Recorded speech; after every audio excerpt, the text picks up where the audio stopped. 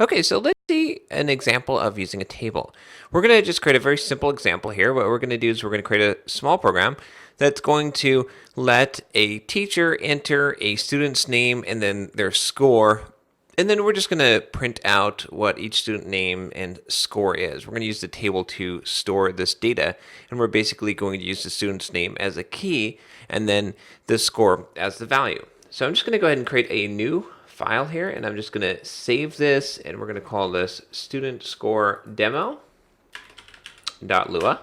And then what we're going to do in here is we're going to start off by creating a empty table. And the way that we do this is we can basically just create a variable. We're just going to say local grades is equal to, and we're just going to use these curly braces here. This is going to create an empty table for us that we can populate.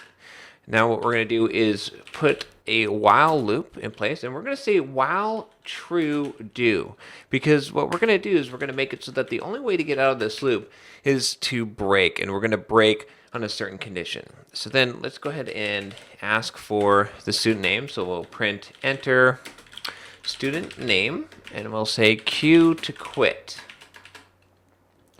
Then we're going to get the name, so we're going to say local name is equal to io.read. And by default, when we just use io.read, it's going to read a line, which is basically going to be a string. So that should be fine in this case. We don't have to do anything special. And then we're going to check, and we're going to say if the name is equal to Q, that means quit, then we're going to go ahead and break. We'll break out of the loop. We're done. And then we'll put our end there.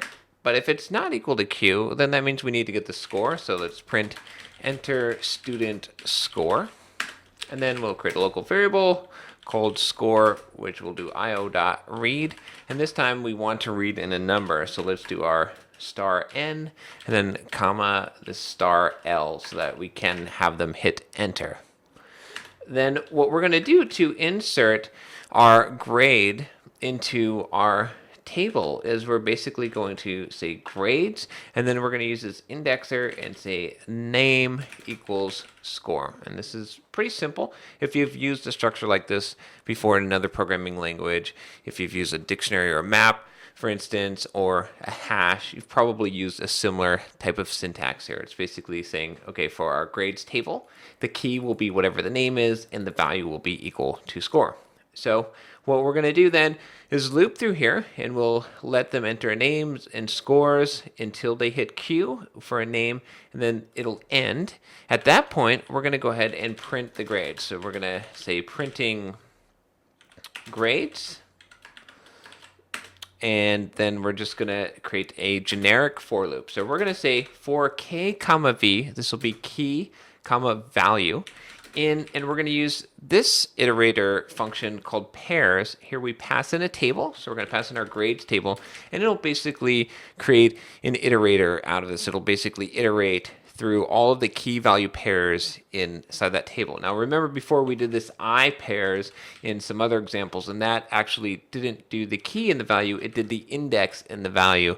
In this case, we're actually getting the key and the value. So we're going to get the name and the score. The name will be K, the score will be V.